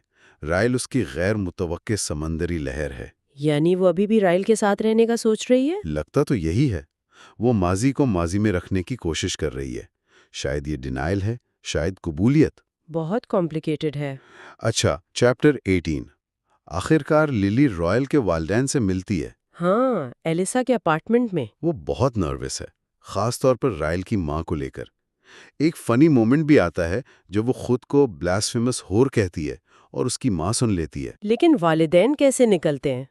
बिल्कुल उलट, बहुत वार्म, नॉर्मल, फनी। लिली की सारी परेशानी खत्म हो जाती है। और फिर रात को लिली और अलीसा बिस्तर पर बातें कर रही हैं। जी, और लिली कहती है कि अगर रायल आज रात पूछे तो वो शादी कर लेगी। और राइल ये सुन लेता है। ओह, तो वो प्रपोज करता है। फौरन कहता है, लिली मैं तुमसे फौरन शादी करूंगा। और फिर अचानक कहता है, चलो अभी वेगस चलते हैं शादी करने। लिली और रायल वेगस में शादी कर चुके हैं। हाँ, और 6 हफ्ते गुजर गए हैं। वो अपनी माँ से फोन पर बात कर रही है। उसकी माँ जाहिर है इस अचानक शादी से कुछ खास खुश नहीं। नहीं, बिल्कुल नहीं। और इसी कॉल में वो रायल के साथ किए गए कुछ अग्रीमेंट्स का भी जिक्र करती है, जैसे अलग बैंक अकाउंट्स। हाँ, और रायल तोहफे खरीदेगा, लिली वीगन नहीं बनेगी, चैरिटी, वोटिंग, ऐसी चीजें। की नई जिंदगी शुरू में काफी पैशनेट लगती है। रायल के काम के लंबे घंटे हैं लेकिन ये एग्रीमेंट्स कितने गहरे हैं, ये सवाल है। ज्यादातर साथी सुपरफिशियल लगते हैं ना। हाँ, लगते तो हैं। और उनकी ये जो शिद्दत भरी क्लोजनेस है, क्या ये सिर्फ नए रिश्ते का जोश है या आने वाले मसाइल से निपटने का एक तरीका? इसी चैप्टर में वो हिक्की वाला वाकया भी है। रायल का प्यार का इजहार है, लेकिन उसमें हल्की सी तकलीफ भी है। लिली का आउच कहना। एक छोटा सा इशारा शायद। हो सकता है कि रायल की शिद्दत कभी हद से बढ़ सकती है। और फौरन ही ऐसा होता भी है जब लिली शावर में होती है। रायल को एटलस का पुराना नंबर मिल जाता है जो लिली ने रखा हुआ था। और रायल का गुस्सा फौरन भड़क उठता है। बिल्कुल, वो उस नंबर पर कॉल करने की कोशिश करता है, वॉइसमेल मिलता है और फिर लिली का फोन दीवार पर दे मारता है। ये रायल के गुस्से का दूसरा बड़ा इजहार है। पहला वो रेस्टोरेंट वाला था। और ट्रिगर वही है, एटलस। हाँ, और रिएक्शन बिल्कुल आउट ऑफ प्रोपोर्शन है। यहाँ से पैटर्न नजर आना शुरू हो जाता है। फोन तोड़ना एक फिजिकल एक्टिव अग्रेशन है। जब लिली उसे रोकने की कोशिश करती है सीढ़ियों पर, वो उसे धक्का दे देता है। होश आने पर रायल उसके जख्मों की मरहम पट्टी कर रहा है और कहता है कि वो गिर गई थी। लेकिन लिली को सच याद है। हाँ, वो सोचती है उसने मुझे धक्का दिया दोबारा। ये इनकार, तुम गिर गई थी, ये हकीकत को मैन्युपुलेट करने की कोशिश है, गैस लाइटिंग जिसे कहते हैं। और रायल का जख्मों को देखने का अंदाज एक डॉक्टर की तरह डिटैच्ड। हाँ, कोई फिक्रमंदी नहीं जैसे एक शौहर को होनी चाहिए। ये बहुत अजीब है। रायल जाता है, फिर वापस आता है, दरवाजे पर सर मारता है, माफी मांगता है। लेकिन लिली उसे सख्ती से जाने को कहती है। Get the fuck out of my apartment. वो हैरान होता है, जिद करता है कि वो गिरी थी। लिली चीजें फेंकती है जब तक वो चला नहीं जाता। और फिर उसके अंदर एक तूफान है, नफरत, खौफ और राइल के लिए तरस भी। ये बहुत कॉमन है ऐसी सिचुएशंस में। हाँ, और वो सोच के 5 मिनट किसी शख्स को मुकम्मल तौर पर तबाह करने के लिए बस इतना ही काफी है। कितनी डेविस्टेटिंग सोच है। बिल्कुल। और बेड की सिंबोलॉजी, जहाँ प्यार भी होता है और जुल्म के निशान भी साफ किए जाते हैं। लिली का उसे बाहर निकालना, भले गुस्से में हो, एक अहम कदम है। अगला चैप्टर 20। सुबह होती है, लिली अपने जख्म छुपाने की कोशिश करती है। कटा हुआ होंठ, आंख पर निशान। और वो आयरॉनिक हिक्की भी। हाँ, और राइल उसे दरवाजे के बाहर सोता हुआ मिलता है। वो फौरन माफी मांगना शुरू कर देता है। I'm sorry, I'm sorry। Lily खामोशी से उसके पास से गुजर जाती है। ये खामोशी शायद कंट्रोल वापस लेने की एक कोशिश है या सिर्फ शौक। कहना मुश्किल है। फिर लिली की मुलाकात अलिसा से होती है, जो लिली के जख्म देखकर फौरन समझ जाती है कि क्या हुआ है। राइल भी वहीं आ जाता है और अलिसा राइल पर जोर देती है कि वो लिली को कुछ बताए। वो कहती है, she has the right to know, if you don't tell her I will. यहाँ अलिसा एक अहम किरदार है। वो अपने भाई और दोस्त के दरमियान फंस गई है। हाँ, और सस्पेंस बिल्ड होता है कि राइल क्या छुपा रहा है। बिल्कुल। अपार्टमेंट वापस जाकर राइल बहुत मुश्किल से आखिरकार लिली को अपने बचपन का वो हादसा बताता है, जब उसने गलती से अपने बड़े भाई एमरसन को गोली मार दी थी। वो सिर्फ 6 साल का था। और उसकी बहन अलिसा जो 5 साल की थी, वो भी वहीं थी। वो बताता है कि ये हादसा उसके गुस्से और ब्लैकआउट्स की वजह है। ये राइल के कैरेक्टर को एक नई डेप्थ देता है। उसका गुस्सा सिर्फ बेवजह नहीं, बल्कि गहरे सदमे मतलब ट्रॉमा से जुड़ा है। लेकिन जैसा राइल खुद कहता है, ये मेरा बहाना नहीं है, ये मेरी हकीकत है। ट्रॉमा वजह हो सकता है, लेकिन तशद्दुद का जवाब नहीं बन सकता। ये फर्क बहुत इंपॉर्टेंट है। रायल कहता है कि उसे सीढ़ियों वाला वाकया याद नहीं, वो खुद से नफरत का इजहार करता है। लिली बाथरूम में जाके सोचती है, अपने बाप और रायल में फर्क देखती है। रायल में पछतावा है, वो बदलना चाहता है। तो वो रुकने के लिए जवाब ढूंढती है, जस्टिफिकेशन, और उसकी मदद करने का फैसला करती है। ये फैसला बहुत कॉम्प्लिकेटेड है। वो अपनी माँ के तजुर्बे से बचना चाहती है, लेकिन रायल के लिए उसकी मोहब्बत और रायल का पछतावा उसे उम्मीद दिलाता है। यहाँ एक्सक्यूज करने का खतरा है। क्या वो वाकई उसकी मदद कर सकती है, ये सवाल है। हाँ, लिली बाहर आकर रायल से कहती है कि वो उसकी मदद करेगी, लेकिन एक शर्त है कि जब उसे गुस्सा आए वो चला जाए। रायल मदद मांगता है, मेरी मदद करो लिली। ये एक उम्मीद भरा अंजाम लगता है इस चैप्टर का। लिली ने हद मुकर्रर की, एक बाउंड्री सेट की। रायल ने मदद कबूल की। लेकिन क्या ये साइकिल वाकई टूटेगा? क्या सिर्फ चले जाना काफी होगा? ये देखना होगा। आगे बढ़ते हैं चैप्टर 21।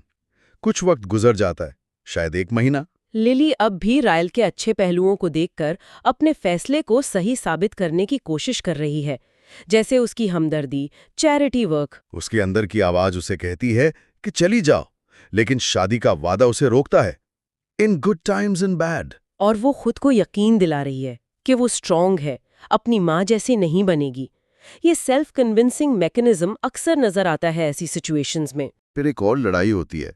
रायल मिनेसोटा में जॉब के लिए मूव होने का सोचता है। लिली इनकार करती है, बहस बढ़ जाती है। रायल गुस्से में वाज गिरा देता है, मगर फिर एग्रीमेंट के मुताबिक वो ठंडा होने के लिए बाहर चला जाता है। वापस आकर वो कहता है कि वो लिली और बॉस्टन को चुनेगा। तुम मेरी कामयाबी हो। इससे लिली को लगता है कि वो आगे बढ़ रहे हैं, वैलिडेशन महसूस करती है। लेकिन क्या ये वाकई प्रोग्रेस है? देखें, रायल का बाहर जाना, एग्रीमेंट पर अमल करना है, पॉजिटिव लगता है, लेकिन वास का गिरना, वो अब भी गुस्से का अनकंट्रोल्ड आउटबर्स्ट है।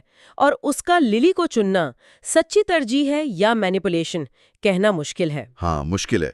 इसी चैप्टर में रायल लिली को एक नया अपार्टमेंट सरप्राइज के तौर पर देता है।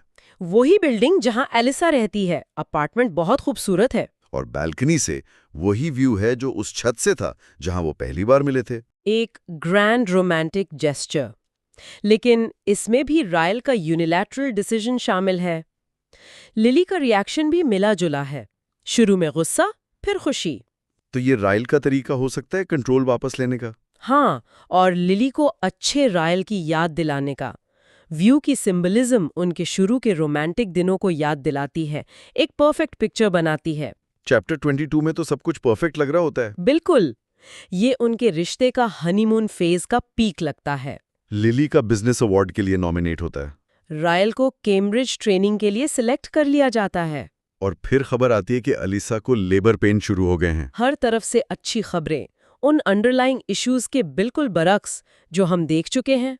हॉस्पिटल में वो अलीसा की बेटी रायली से मिलते हैं, जिसका नाम रायल पर रखा गया है। रायल बच्ची को देखकर पिघल जाता है और लिली से कहते हैं कि उन्हें भी ऐसा एक बनाना चाहिए और उसी रात कोशिश शुरू करनी चाहिए। लिली खुश हो जाती है।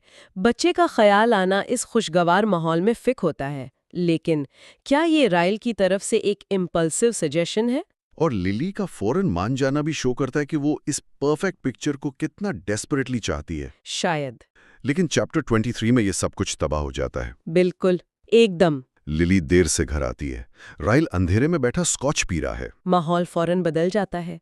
अंधेरा, खामोशी, स्कॉच, ये सब आने वाले तूफान के इशारे हैं। उसके हाथ में वो बिब्स वाला मैग्नेट है जो एटलस ने दिया था।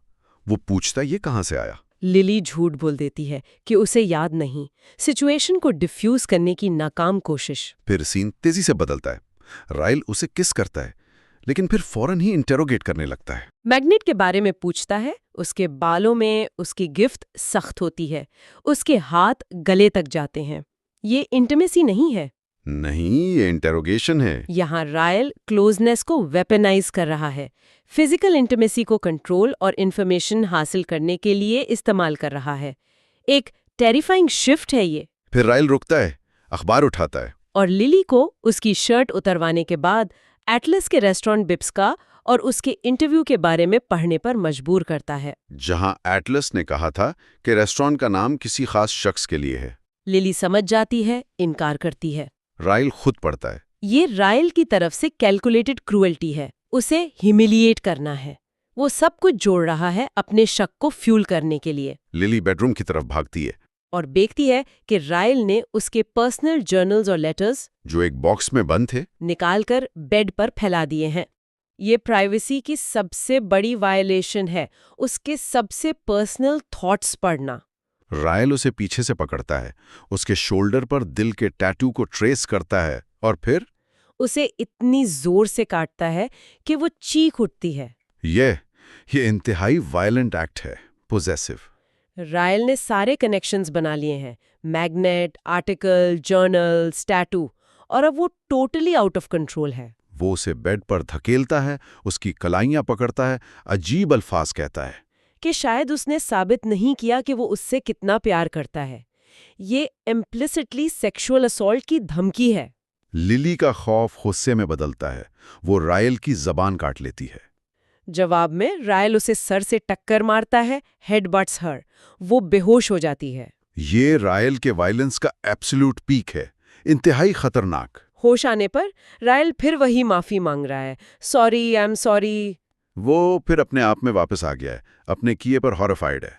और लिली सिचुएशन को ठंडा करने के लिए कहती है, सब ठीक है, ये साइकिल फिर मुकम्मल हो गया। टेंशन, वायलेंस, फौरन पछतावा। लिली का सब ठीक है कहना एक सर्वाइवल टैक्टिक है, खुद को बचाने के लिए। बिल्कुल। राइल उसके पास ही सो जाता है। लिली आहिस्तगी से कमरे से निकलती है, जख्म है, खून है, ठीक से देख भी नहीं पा रही, कीज ढूंढती है। वो किसी को कॉल करने से हिचकिचाती है। अलिसा, पुलिस, माँ, सब में प्रॉब्लम्स हैं। हाँ, अलिसा की नई बच्ची है, पुलिस से राइल का करियर खराब होगा, माँ के पास राइल जा सकता है। फिर उसे एटलस का नंबर याद आता है। वो उसे कॉल करती है, खुद से नफरत करते हुए कि उसे एटलस की जरूरत पड़ी, उसे भूलने के बारे में झूठ बोलने पर। फौरी बाद में ली का थॉट प्रोसेस बहुत रिवीलिंग है। मदद मांगने में कितनी रुकावटें हैं।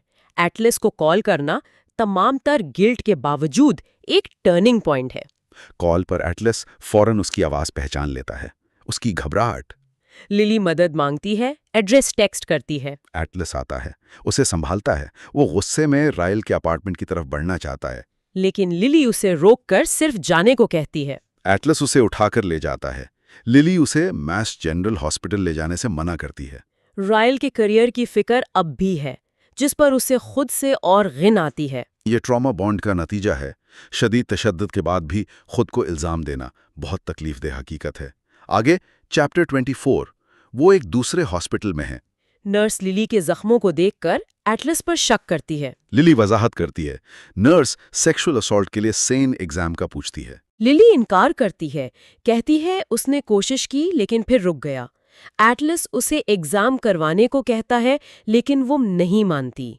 ये इनकार, डिनायल, शर्म या राइल को प्रोटेक्ट करना? शायद तीनों। ये उसकी कॉम्प्लेक्स मेंटल स्टेट को जाहिर करता है। डॉक्टर मुआयना करता है, कंकशन के खतरे का बताता है, लेकिन सीटी स्कैन नहीं करता। वजह, हम प्रेग्नेंट औरतों पर एक्सरेज करना पसंद नहीं करते। लिली बिल्कुल सुन्न हो जाती है, फ्रोजन। एटलस पूछता है, क्या उसे पता था?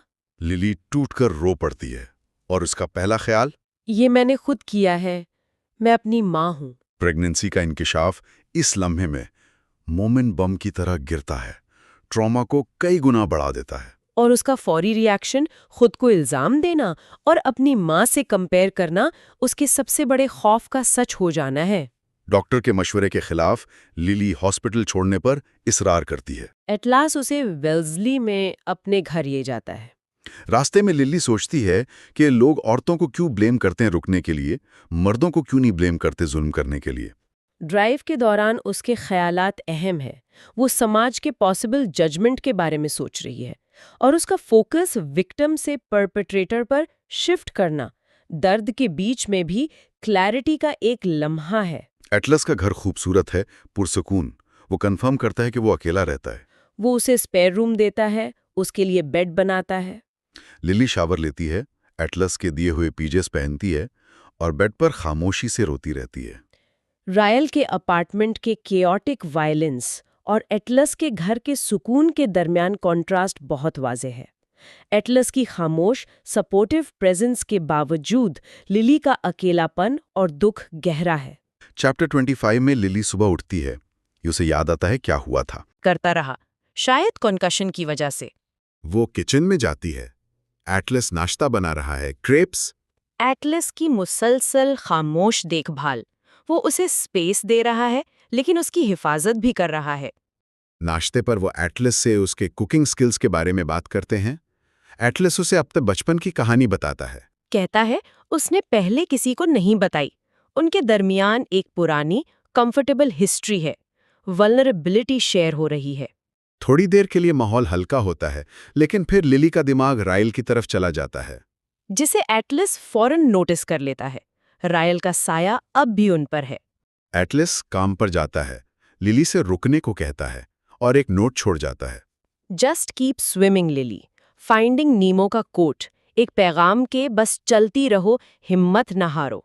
अकेले रहकर लिली फिर से जर्नल लिखने का फैसला करती है, एलन डेजेनेरेस को एड्रेस करते हुए। जर्नलिंग उसका कोपिंग मैकेनिज्म है, अपनी फीलिंग्स को प्रोसेस करने का तरीका। उसकी जर्नल एंट्री दिल चीर देने वाली है। वो अपनी सिचुएशन को अपनी माँ से कंपेयर करती है। अब उसके लिए हमदर्दी महसूस करती है। वो खुद को इल्जाम देने, मुझे जर्नल्स नहीं रखने चाहिए थे, और रायल को इल्जाम देने के बीच झूलती है। वो प्रेगनेंसी की तकलीफ बयान करती है, टूटा हुआ घर बेहतर है या अब्यूजिव घर। और आखिर में वो शादी के वादे, in good times and bad, को सख्ती से रिजेक्ट करती है। Fuck that shit. उसके अल्फाज शदीद गुस्से और मायूसी का इजहार हैं। ये जर्नल एंट्री लिली की रॉ, अनफिल्टर्ड फीलिंग्स का आईना है। मोहब्बत, नफरत, दुख, गुस्सा, खुद इल्जामी, रायल पर इल्जाम, सब कुछ मौजूद है। और उसका शादी के ट्रेडिशनल वादों को अब्यूज के कॉन्टेक्स्ट में रिजेक्ट करना एक बहुत पावरफुल स्टेटमेंट है। शायद उसकी सोच में एक वाज़ेह तब्दीली का इशारा है ये। आखिरी चैप्टर जिस पर हम आज बात करेंगे, चैप्टर 26। लिली जज्बात की लहरों में बह रही है। कभी उदासी, कभी गुस्सा, कभी आंसू। लहरों का मेटाफर उसकी अनस्टेबल स्टेट को कैप्चर करता है। वो अपने पेट को छूती है, बच्ची के लिए मोहब्बत महसूस करती है। फिर रायल पर गुस्सा आता है कि उसने ये खुशी भी छीन ली। प्रेगनेंसी के बारे में उसके एहसासात कॉम्प्लेक्स हैं। एटलस के घर में उसे अजीब लगता है, शर्म आती है, लेकिन वो जानती है कि ये सबसे महफूज जगह है। वो एटलस के साथ एलन का शो देखती है, हंसती है, उसकी तरफ झुकती है, उसकी प्रेजेंस में सुकून महसूस करती है। लिली अपनी फूलों की दुकान में जाती है, लेकिन डरते हुए। ये उसके लिए एक नई बात है। हाँ, और वहाँ उसे रॉयल की 29 मिस टेक्स्ट मिलती हैं, बहुत ज़्यादा। और फिर रॉयल खुद आ जाता है। जी, और वो उसे अपार्टमेंट की चाबियां वापस देता है। कहता है मैं 3 महीने के लिए इंग्लैंड जा रहा हूँ, तुम्हें स्पेस देने के लिए। स्पेस तो ठीक है, लेकिन माफी नहीं मांगता। यही तो मसला है, कोई अपॉलॉजी नहीं। ये जैसे जिम्मेदारी से भागने वाली बात लगती है। सही कहा।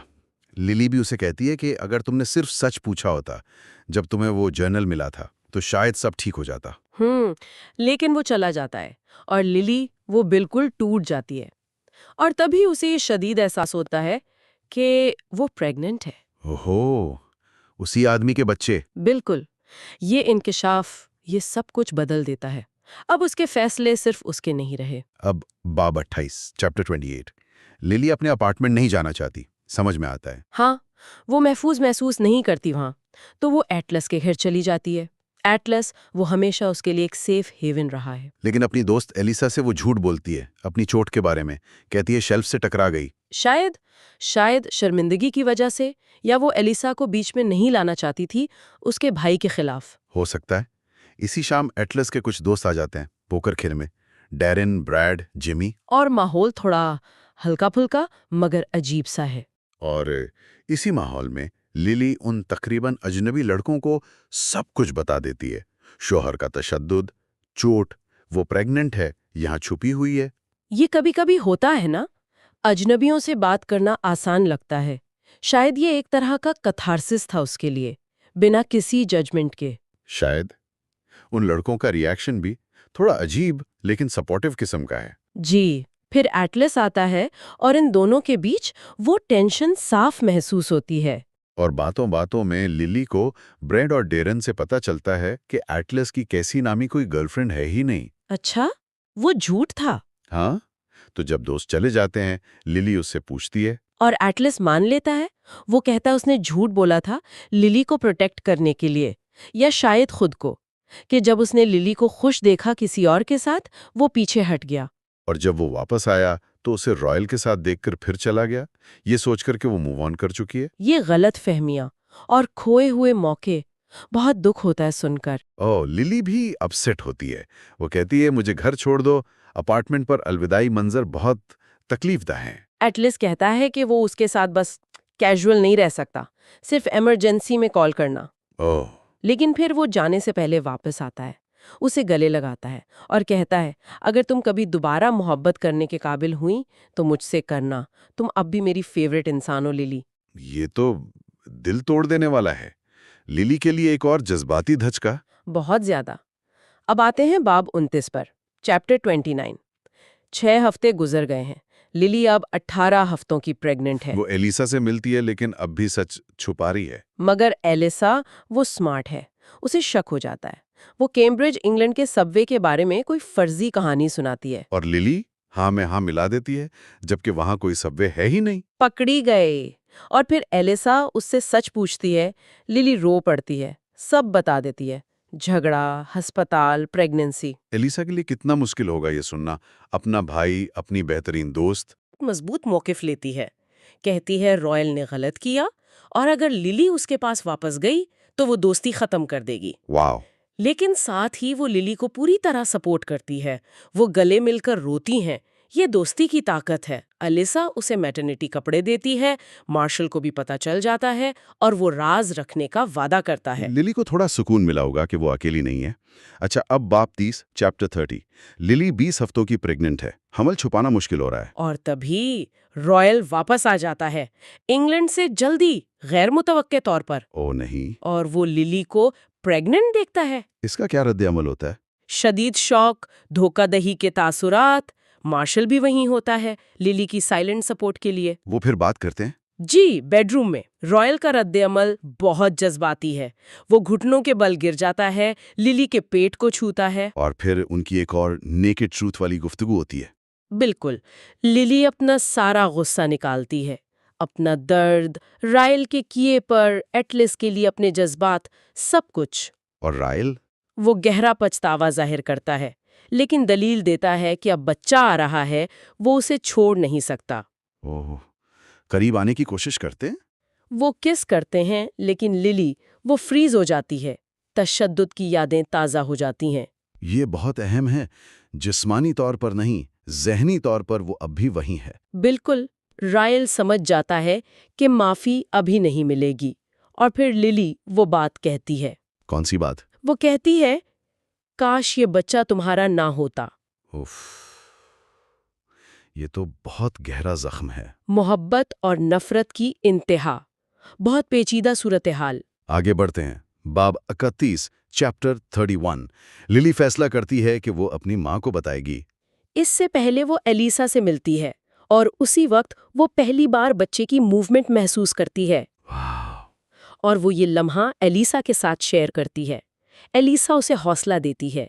ये जिंदगी के छोटे छोटे मगर अहम लम्हात हैं। बिल्कुल। अब बाब 32। लिली अपनी माँ से मिलने जाती है, घबराई हुई है। और मजे की बात, इससे पहले कि लिली कुछ कहे, उसकी माँ बताती है कि वो किसी नए शख्स को डेट कर रही है और खुश है। बिल्कुल उल्ट सूरत हाल। जी, लिली पहले प्रेगनेंसी का बताती है, माँ बहुत खुश होती है। लेकिन फिर लिली रो पड़ती है और रॉयल के तशद्दुद और अपनी कंफ्यूजन के बारे में सब बता देती है। वो क्या तवक्को कर रही थी? शायद वैसी ही सफाइयां जो इसकी माँ उसके बाप के लिए देती थी। शायद, लेकिन उसकी माँ का रद्द-ए-अमल हैरान कौन होता है। वो बिल्कुल मुख्तलिफ रद्द-ए-अमल देती है। क्या कहती हैं वो? वो अपने तजुर्बे के बारे में बताती हैं, तशद्दुद के साथ, कि कैसे बाउंड्रीज धीरे धीरे ख़त्म होती हैं, तशद्दुद बढ़ता जाता है। वो कहती हैं, लिली, अपनी हद मत खोना, डोंट लूज योर लाइन। ये बहुत ताकतवर है। बहुत ज़्यादा। वो कहती हैं कि रॉयल तुम्हें सही मानों में प्यार नहीं करता, सच्ची मोहब्बत तुम्हें वापस जाने नहीं देगी। वो लिली को उसके बाप के जनाजे वाले दिन की हिम्मत याद दिलाती हैं। वो लड़की बनो लिली, बहादुर और बेबाक। ये तो जैसे लिली को रास्ता दिखा दिया। बिल्कुल। ये नस्ल दर नस्ल चलने वाले साइकिल को तोड़ने का पैगाम था। बहुत अहम मशवरा। अब बाब 33, चैप्टर 33। लिली तकरीबन 30 हफ्तों की प्रेग्नेंट है। एलिजा बेबी शावर रखती है। रॉयल की माँ भी आती है। बाद में रॉयल से भी मुलाकात होती है। थोड़ी अजीब, वो तोहफे नीचे लाने में और नर्सरी में क्रिब लगाने में मदद करता है। ये को पेरेंटिंग की मुश्किल हकीकत, खामोश टेंशन। लिली सोचती है कि उसने अपनी माँ को कैसे जज किया था और ये कि किसी अब्यूसिव शख्स से मोहब्बत करना कितना कॉम्प्लिकेटेड है। वो फासला रखती है रॉयल से। जी, और रॉयल सब्र दिखाता है, चला जाता है। लिली उसके जाने के बाद रोती है, रॉयल की उदासी पर। अब भी हमदर्दी है उसके दिल में। हाँ, ये इतना आसान नहीं होता। अब बाब 34। 2 हफ्ते गुजर गए। लिली नर्सरी की दीवार पर पेंटिंग मुकम्मल करती है। एक बाग की। जी, बहुत खूबसूरत। वो रॉयल को टेक्स्ट करती है देखने के लिए। वो आता है और वाकई मुतासिर होता है। फिर बातचीत होती है। एक और नेकेड ट्रूथ कॉन्वर्सेशन। रॉयल कहता है वो शामिल वालिद बनना चाहता है। पूछता है हमारे बारे में क्या। और लिली? वो कहती है उसे वक्त चाहिए, शायद डिवोर्स, लेकिन बच्चे की पैदाइश तक इंतजार करना चाहती है। रॉयल मान जाता है। हाँ, वो उसकी ज़रूरत का एहतराम करने पर राज़ी हो जाता है कि वो सुलह या कुर्बत पर जोर नहीं देगा। एक लम्हे को वो हाथ थामते हैं, लेकिन लिली हद कायम रखती है। तो एक नाजुक सा समझौता है। बिल्कुल। अब फाइनल चैप्टर की तरफ। बाब 35, चैप्टर 35। लिली की ड्यू डेट करीब है। रॉयल उसके पास ही रह रहा है, सोफे पर, मदद के लिए। रोजमर्रा के लम्हात। लेकिन फिर पानी की थैली फट जाती है। जी, अस्पताल का सफर, तेज लेबर, रॉयल उस दौरान पूरा साथ देता है। और फिर बच्ची पैदा होती है। एमर्सन, एमी, रॉयल के मरहूम भाई के नाम पर। पैदाइश का लम्हा, खुशी का। एक मुश्तरका लम्हा। जी, लेकिन उसी लम्हे एमर्सन को गोद में लिए हुए लिली अपना फैसला सुनाती है। क्या? वो रॉयल को कहती है वो तलाक चाहती है। ओह, इसी वक्त? हाँ, ये जाहिर करने के लिए कि ये फैसला अब सिर्फ उसका नहीं, एमी का भी है। वो रॉयल से पूछती है, अगर कल को एमी बड़ी होके आए और कहे कि उसका शौहर उसे मारता है, तो तुम उसे क्या कहोगे? जबरदस्त सवाल। ये सवाल रॉयल को हिला देता है। वो रोते हुए मानता है कि वो अपनी बेटी को जाने को कहेगा। तो वो समझ गया। वो समझ गया। वो दोनों रोते हैं, टूटे हुए पैटर्न को तस्लीम करते हैं। रॉयल दिल शिकस्ता होकर चला जाता है और लिली एमर्सन से वादा करती है, ये यहाँ रुकेगा, मेरे और तुम्हारे साथ। It ends with us. किताब का उन्वान? वो लम्हा। बिल्कुल, चक्कर तोड़ने का लम्हा। कहानी यहाँ खत्म नहीं होती, एपिलॉग भी है, लेकिन होपफुल गुफ्तगू। लिली वाजे करती है कि वो और रॉयल साथ नहीं हैं। तो एक नई शुरुआत का इम्कान। लगता तो है। फिर लिली भागकर एटलस के पास वापस जाती है, क्यों? उसे बताने कि एमी का मिडिल नेम डोरी है, फाइंडिंग नीमो वाली डोरी। जस्ट कीप स्विमिंग, उनका पुराना कोड। वाह। एटलस उसे गले लगाता है और कहता है, अब तुम तैरना बंद कर सकती हो लिली, हम किनारे पर पहुंच गए हैं। यानी तूफान खत्म हुआ, अब सुकून है। बिल्कुल, एक मुकम्मल दायरा। लिली और एटलस के लिए एक पुरुम्मीद इख्तिताम। तो इन आखिरी अब्वाब में हमने लिली का पूरा सफ़र देखा, उसकी जिद्दोजहद, हिम्मत, वो मुश्किल फैसला और आखिर में उम्मीद। और यहाँ मुसन्निफा कॉलिन हूवर का ऑथर्स नोट भी अहम है। वो बताती हैं कि ये कहानी उनके अपने वालिदैन के तजुर्बात से मुतासिर है। उनकी वालदा तशद्दुद का शिकार थीं, वालिद को बाद में पछतावा हुआ। ये जानकर कहानी को और गहराई मिलती है। जी, वो कहती हैं ये किताब उन बहादुर औरतों के लिए है जो ऐसे हालात से गुजरती हैं, और उन लोगों के लिए जो शायद घरेलू तशद्दुद की पेचीदगियों को नहीं समझते। ये सिर्फ छोड़ देने की कहानी नहीं, ये उस हिम्मत की कहानी है जो छोड़ने के लिए चाहिए। और नस्लों के लिए पैटर्न तोड़ने की। बिल्कुल, ये किताब हमें सोचने पर मजबूर करती है कि घरेलू तशद्दुद कितना खामोश और पेचीदा हो सकता है और इससे निकलने के लिए कितनी हिम्मत चाहिए। और शायद ये सवाल भी छोड़ जाती है कि असल ताकत किस चीज में है, बर्दाश्त करने में या एक नुकसानदेह चक्कर को तोड़ने की हिम्मत करने में। बहुत अहम सवाल। सोचने के लिए एक नुक्ता।